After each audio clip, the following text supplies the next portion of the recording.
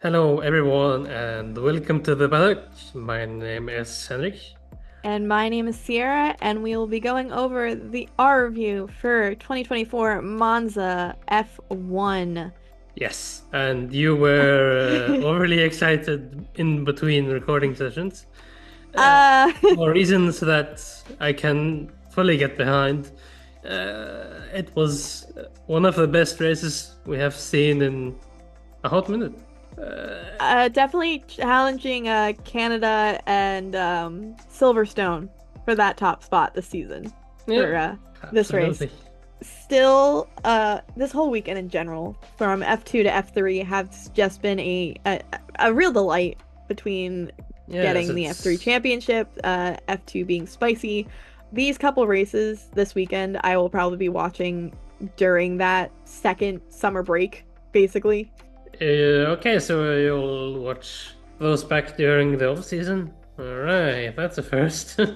There's another reason for it, but we will get to that reason very shortly in this video, Hmm. or podcast, however you're consuming. To start out the week, it was announced that Kimi Antonelli would be taking George Russell's seat in FP1 to for his first free practice session. And voila, come Friday, and Andrea Kimi Antonelli was announced as the full-time replacement for Lewis Hamilton. Saturday. Friday, he Ah, crashed. all right. So come Saturday, and that happened. Something just feels wrong. That's putting it mildly. Why do you say wrong? I know that our editor agrees with me on this, but everything with that statement just feels rushed in more ways than one. Okay, you want to get him in, but if it was such a hurry, then just give him a reserve drive for next year and give a good driver like Frederick Westy or someone like that the full-time seat and let him do that so that he can cement his place within that team. And then when he decides to leave, then it's time for Antonelli. That's the reasoning behind it. Okay, I'll play counteractive. I'll be a devil advocate here. So when did Verstappen come into, was it 2018 or 2017? 16. 16. Wow, I was really off. So 2015, he's in F3, right? And it is between Yes. Mercedes and it is between Red Bull well, Toro Rosso at the time, for who is the main buyers for Verstappen.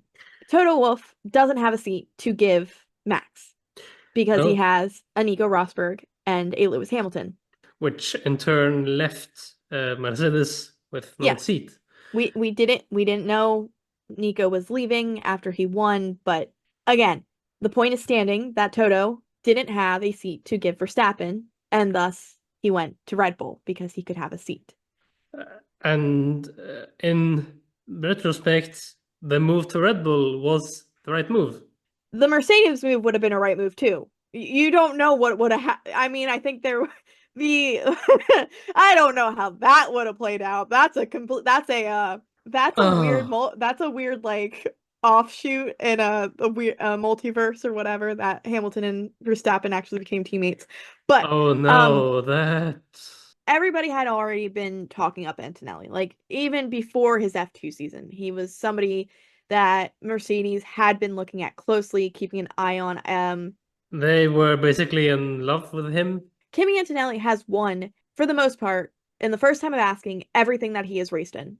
There's other factors at play. It's not when he's been in the lead, he's been in the lead. Like look at his Silverstone race. In the wet, he was leading that race and just went off. He literally he once it went, he was gone. No catching him, no nothing. So what I'm getting at is Toto. One, it is a talent. He is a talent. You cannot deny that. Based off his profile and his portfolio. Yes, is his F2 season not going well? Yes, but also Ollie Behrman's F2 season's not going well, and he still has a seat. Yes, But his rookie season did give him the credibility to do that, and his drive in Jeddah also did that. Again, not taking anything away. But for Mercedes, for Toto, it is another Verstappen like situation where if he waits and gives, say, Frederick a seat, one, if Frederick goes out and is on equal footing with George, and and both of them are high up in the standings, what do you do with Antonelli? Because you're not going to kick either of them out. Like I said, you You can't could. put him into Williams because Williams has Alex Albon and Sainz. Yes, but thus you can give Antonelli the reserve drive and kind of. But what's to stop another team, especially if Red Bull's situation stays like it is and say like they drop Checo? What's to stop them from being like, "Hey, Antonelli, I'll give you the second Red Bull seat." Like Yeah, what? Like literally, what is the difference? well, yeah, again, he could leave for Red Bull, which would probably be a good move for him. It, it I'm not saying that Mercedes is a bad move. I'm saying that if he had the option of the Red Bull senior team, could be a better move than I what don't know after this. I Mercedes don't know could after be, this but race, but who knows? but I'm just saying, like that is where they are. Also, I understand he crashed in FP1, but his first lap, I think he put like a second 0.2 or whatever on Lewis. Yeah, I'm not saying it's not rushed. Like, don't get me wrong. I agree that it is rushed, but I think in this case, Formula One is a sink or swim sport. Look at Logan Sargent.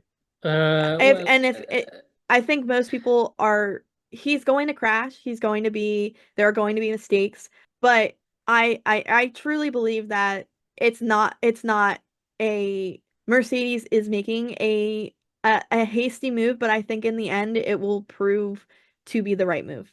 I disagree in more ways than one, but just gonna say this. Frederick Westy was the runner-up in the F2 championship last year in a very good Prema, mind you. But if he had gotten the drive for 2025, it would have been a good thing for him. It would have been a good thing for Mercedes.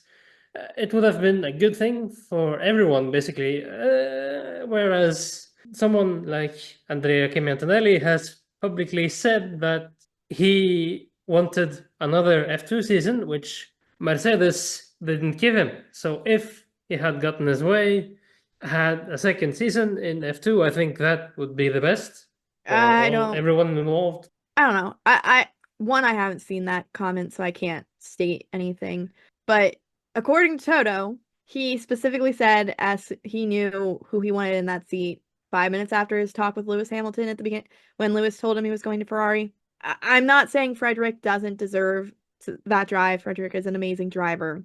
But if you're looking based on portfolios and if you're off of history of just in terms of what each of them did, the fact that Antonelli could go out there on the first time and showed that he basically ran away or dominated or however you want to call it, the fact he could go out there and proved himself right away. Again, his F2 season is not going as planned as I would say, but I think that's going for a lot of drivers this season. But I don't know. I'm not mad with the decision. I'm not It's a wait and see situation. If he's constantly crashing next season, then yeah, it's not good. But I don't think that will be the case. I think he'll be a little bit like Verstappen's first season. I don't Russell should win the teammate battle, but I don't think it will be he's not going to destroy him.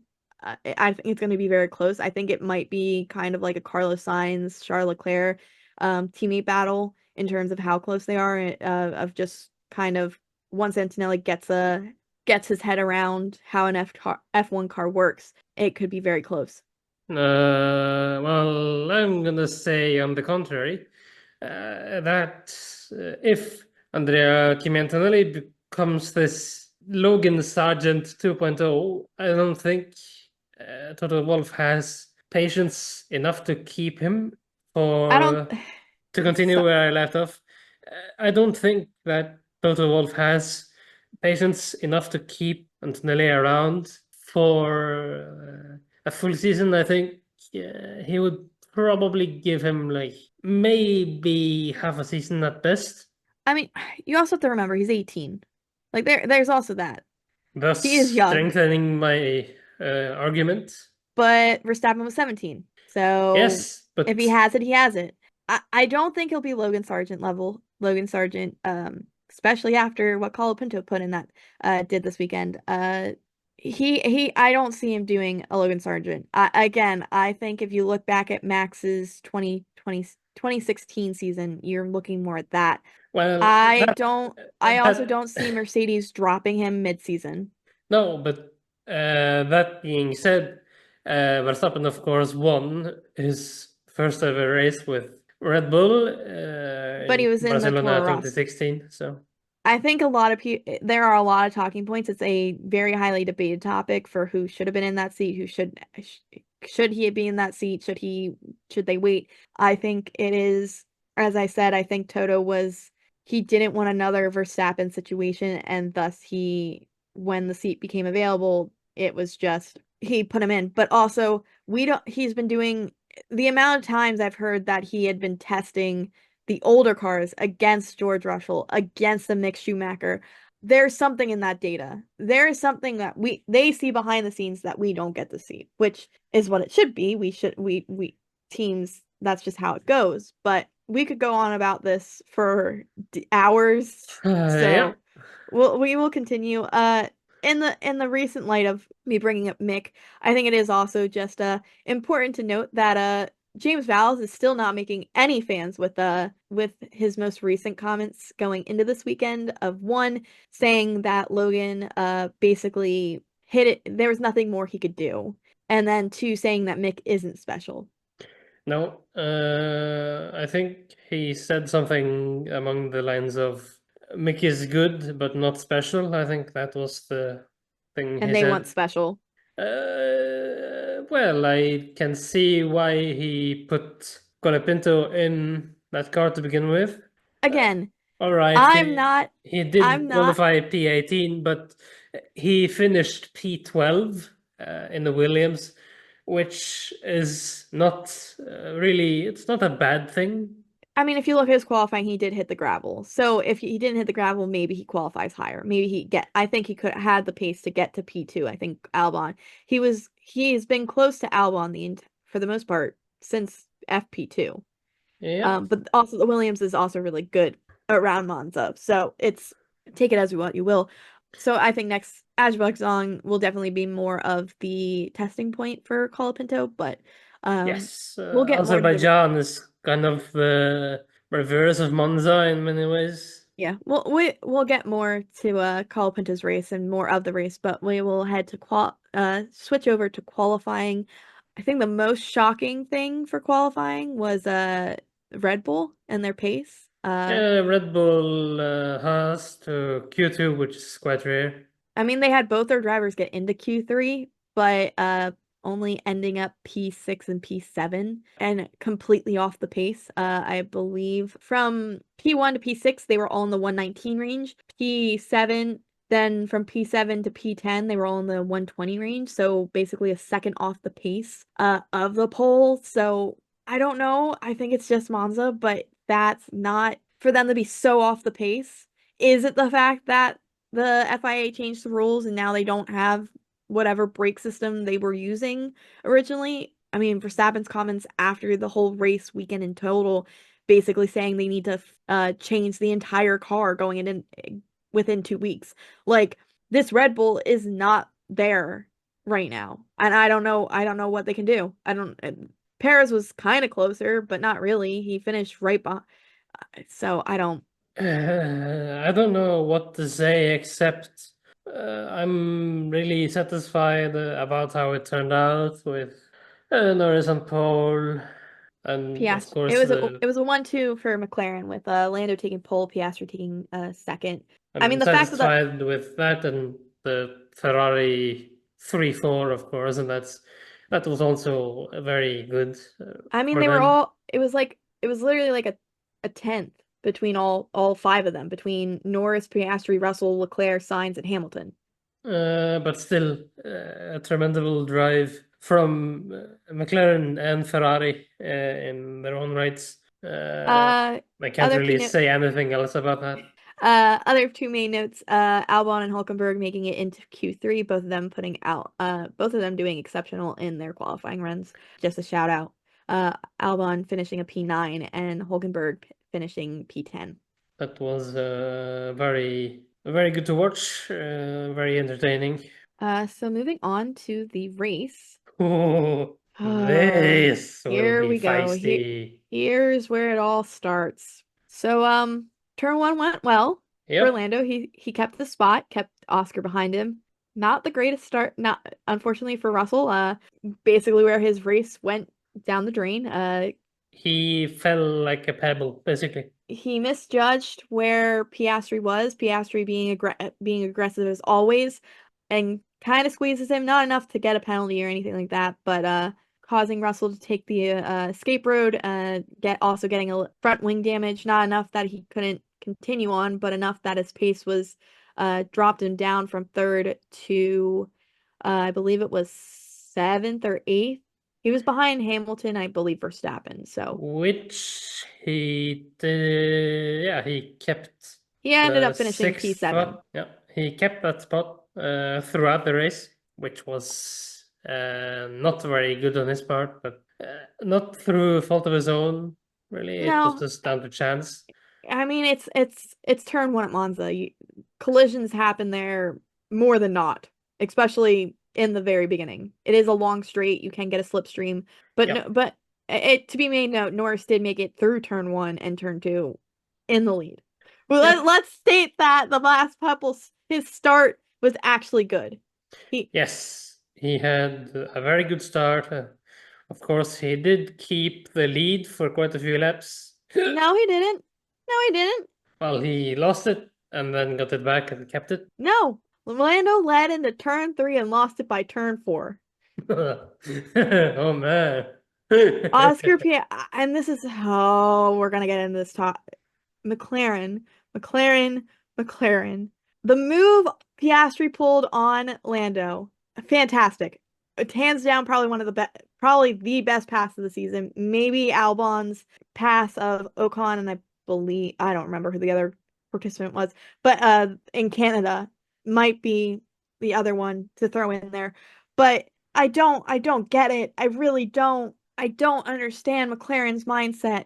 You are going in to this race with a 1-2 with the driver who is the closest to Max in first.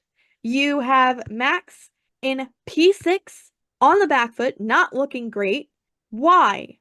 Why would you not have a team order in that if after turn one, Lando is in the lead? I get if like Oscar gets him on turn one, like I get it. But if he is in the lead after turn one, why are you letting them fight?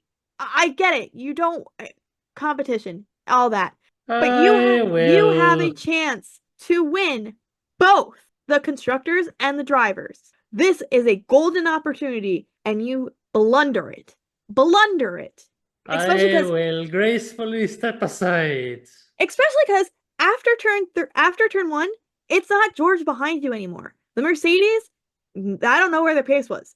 It wasn't George. It was Leclerc. It was both Ferraris. And that turn four, not only did Lando lose P1 to Piastri, he lost P2 to Leclerc. Like you screwed up your 1-2 in four turns. I don't get it. I don't get it. I think most of us don't get it. Like if you're just a fan of the racing, like and don't care about the standings, I'm happy that you enjoyed this race. I applaud you if you do that. If you are one a Lando fan, but two a McLaren fan, what are you doing? You were in hell on earth, basically. Again, I am not taking anything away from Piastri. His move was incredible. Him leading the race was fantastic. I don't get the decision. I don't. I understand mathematically Oscar still has a chance because he's in P4. I get that. Don't get me wrong. I understand. But out of your two drivers, one is 70 points behind, one is I don't know how many points, one is 45 points behind, the one behind 70 points. You would think I'm a Lando Norris fan. Yeah, you would think that, let alone a Charles Leclerc fan, but I mean, there were other missteps. They cooked their tires, both of them. They didn't even attempt to do a one stop. They asked Oscar at the end if he would do a one stop, and he was like, I can't. My tires are falling off. So there's that. Don't get that mixed up. I know one thing for sure, and that's that Netflix will have a field day with Monza, for sure. They've been having a field day all season. That sums it up nicely, and I know that our editor will have a field day editing all this. Oh, something else. Landon Norris's first pit stop when he was undercutting Leclerc looked very close to being speeding. Didn't speed in the pit lane, but almost took out the Bullard to the pit lane. There's another rant I can go on, and it's the fact that they pit Oscar for a second time because Oscar should have won that race. All right, I can explain in 2 words what McLaren are. Papaya rules. No. That's what they said. I know I'm gonna upset a lot of fans now, but I'm gonna say that McLaren were Ferrari 2022. I can't deny that in any stage. It makes me so sad to see that. I think Will Buxton watching the post race show they had on F1, I think Will Buxton said it the best. If they do not, first off, they need to have already put their back eggs in Lando's basket, but they refuse to. But if they don't get their shit together, excuse my cursing, this is just how I feel, and I'm paraphrasing what he said. But if they don't get their act together, they can lose. They will lose. They will lose. It should be a no-brainer. It should be a no-brainer. Red Bull's on the back foot. I mean, again, we have different tracks to go to, so that Red Bull can still. But you need to take advantage of when Red Bull is not there. They did not finish in the top 5 this race. If this And is how you feel about Monza, then how is Singapore gonna be?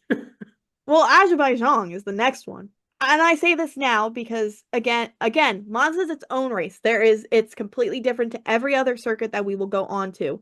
But Ferrari brought upgrades and it looked like it worked. Yes, their qualifying hasn't been great, but as long as they qualify well, again, they qualified a P3 or P4 and P5.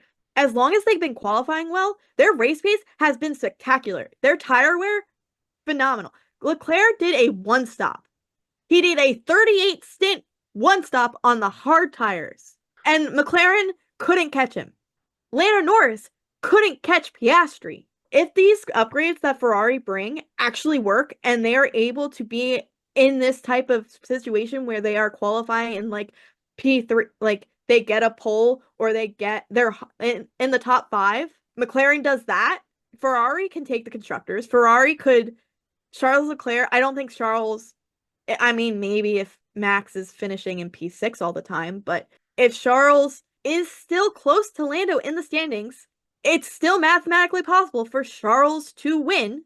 I don't think it will happen. I think if anything, if what we're seeing goes the way it is, I could see Leclerc jumping Norris for second in the standings. Well, knowing the tracks we are heading to, I don't think Leclerc is going to win the championship, nor do I think that Ferrari has a shot at the constructors, but Let me just say the numbers after this race.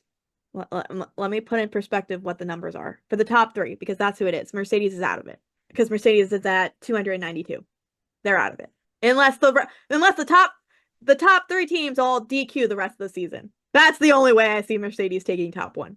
or DNF. That's what I mean. Like they don't finish. They're not both cars for each driver of the top 3 teams right now do not finish each race.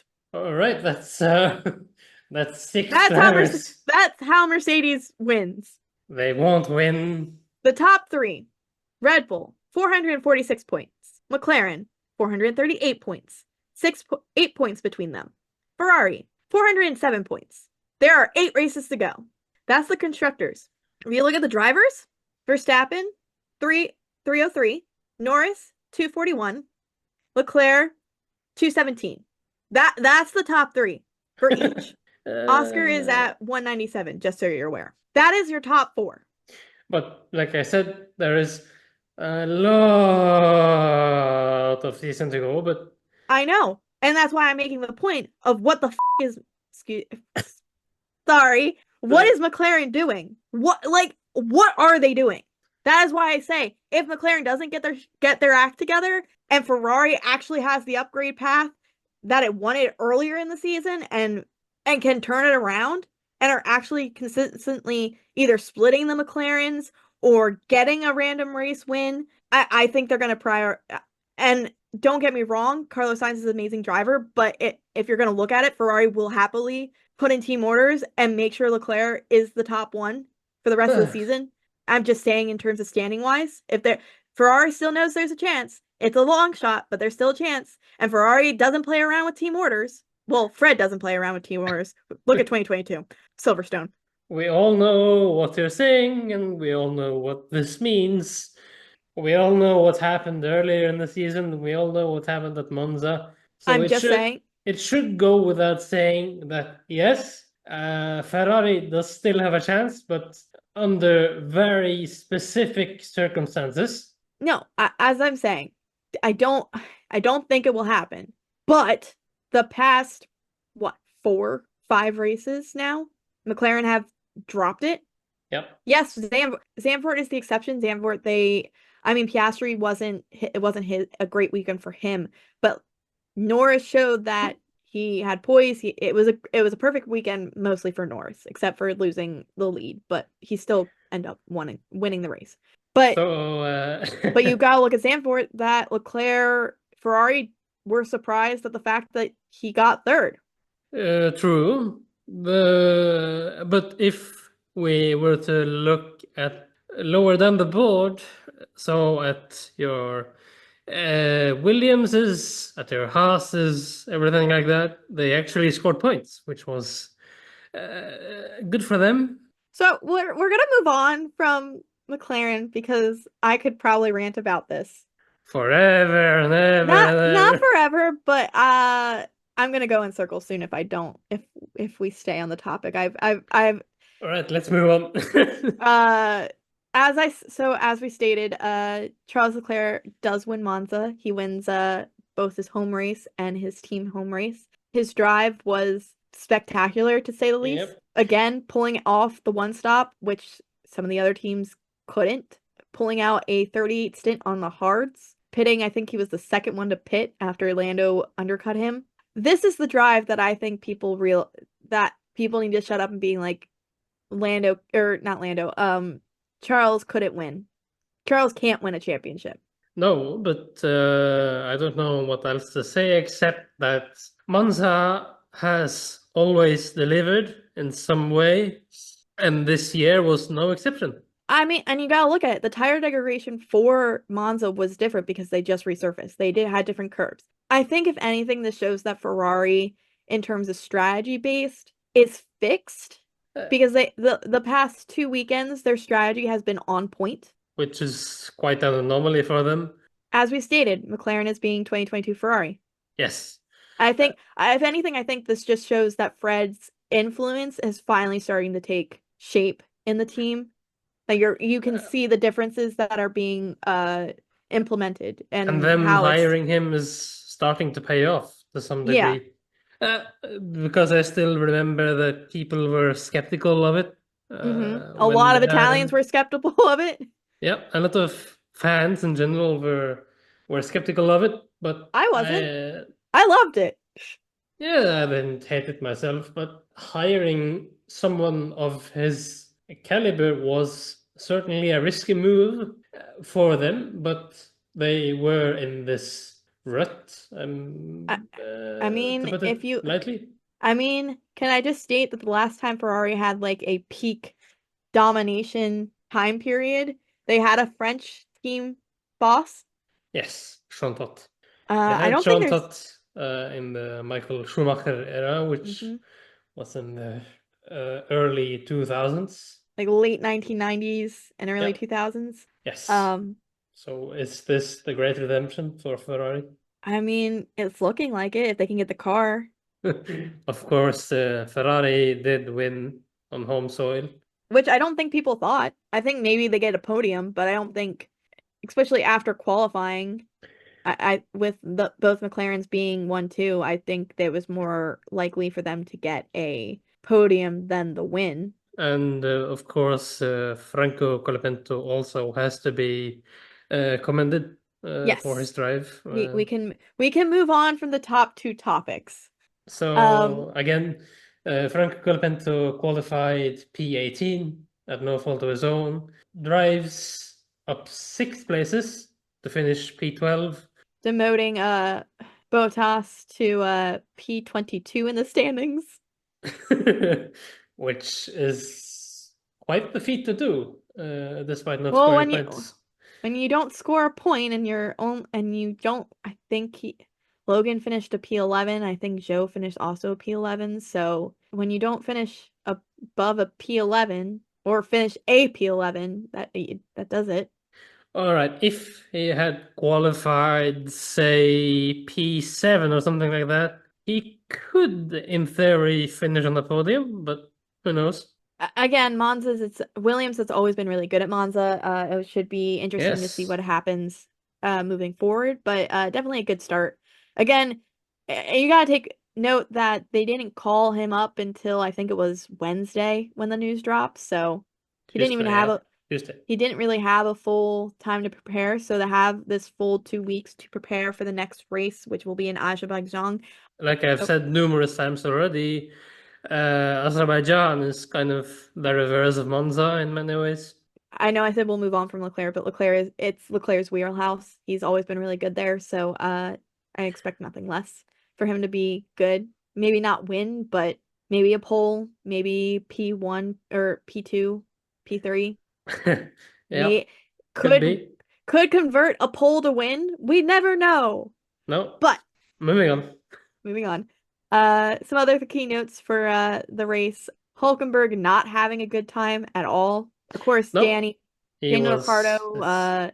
kind of pushed him off track, giving Danny Uh, a penalty. for not serving a penalty correctly, which was Well, he pushed Hulk off the track, which gave him the initial 5-second penalty, and then Danny, when he went into the pits, his pit crew. pit crew decided to touch his car before the 5 seconds was up and gave him another penalty, which no fault of Danny's for that part of the penalty. That's a complete misjudgment of the pit crew. So, yep, he got a penalty for not serving a penalty correctly, which is quite the rare phenomenon to get. But of course, then Hulk has to go in because he has damage, so he pits early, changes, I believe, his front wing tires, ends up Yep, coming out on that changes everything basically. comes out on the next lap and completely misjudges the braking zone and takes out Yuki, basically. So he drags him along with him. Do you want to turn on a light? It's getting pretty dark in your setting. I just Yep. see it start getting darker. Well, I Look, have these blinds as well. Maybe a little bit more. there you go. There we It go. was just getting really dark and you were just slowly Dissolving. yes, basically. So Hulkenberg also got a 5-second penalty from basically punting Yuki.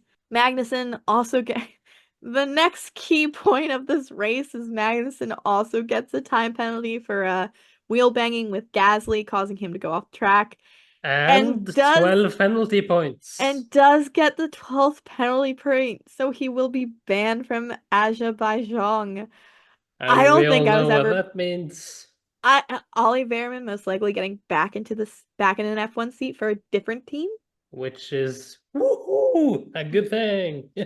If if those other two incidents didn't happen, like if Daniel didn't run Hulkenberg off the road, if Hulkenberg didn't crash into Yuki, I think maybe they would have Kevin would have got away with it, but they had already given out 2 penalty points for basically the same thing. So he has 12 penalty points, meaning that he has to skip the next race.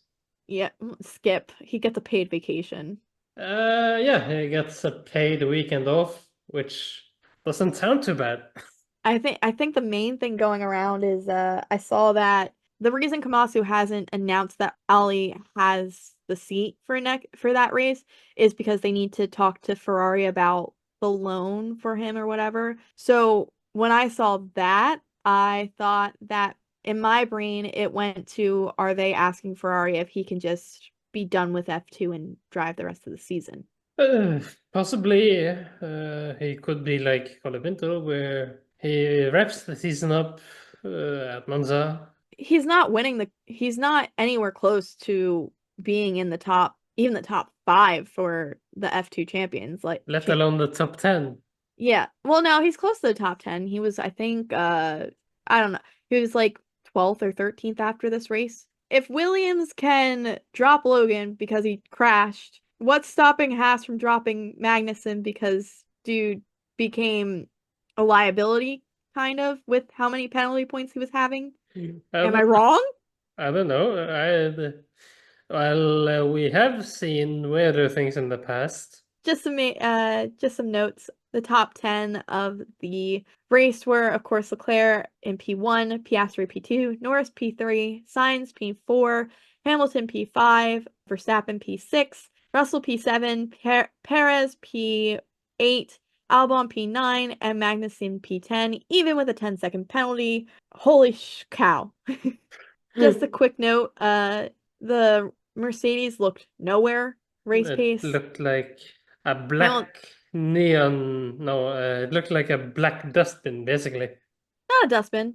Hamilton just didn't have any pace. He couldn't catch signs. He kept Verstappen behind him. Like, I think the main key point of this is that Perez, yes, he finished 8th. Yes, he stayed in the top 10. Yes, he only lost technically 1 place from where he started, but finished 17 seconds behind Verstappen. Yes. I'm not even gonna waste my breath on the Saubers.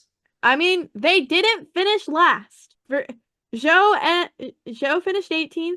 Bottas finished 16th. Of course, Yuki didn't finish, so we only had 20 finishers in the race. But Stroll finished 19th, and Hulkenberg finished 17th. So they weren't last. I don't know what Stroll was doing. I didn't see him all race. I have no idea what happened in his race. I don't know. According to Oscar in his post-race interview, it looked like Stroll was driving go-karts. Maybe Stroll was going for a stroll. Who knows? This is why I'm like, I don't understand why Aston is building around Stroll. He's so inconsistent. And this proves it. He had a great But race, there a great is kind of race. one.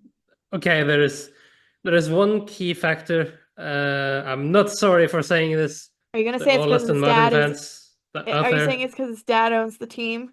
Exactly. I think we've all know this. I think that's the only reason why it's the way it is. I'm I'm not just sorry for saying that. I stand by my statement. I don't like the statement. I hate the statement with all my heart, but I still stand by it.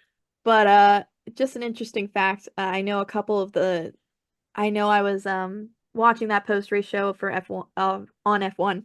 They were asking when's the last time somebody won their home race and then won their team's home race, like in that order. I saw on Twitter, I think Will Buxton put it out. The last time it happened before Leclerc this season was Senna in 1993.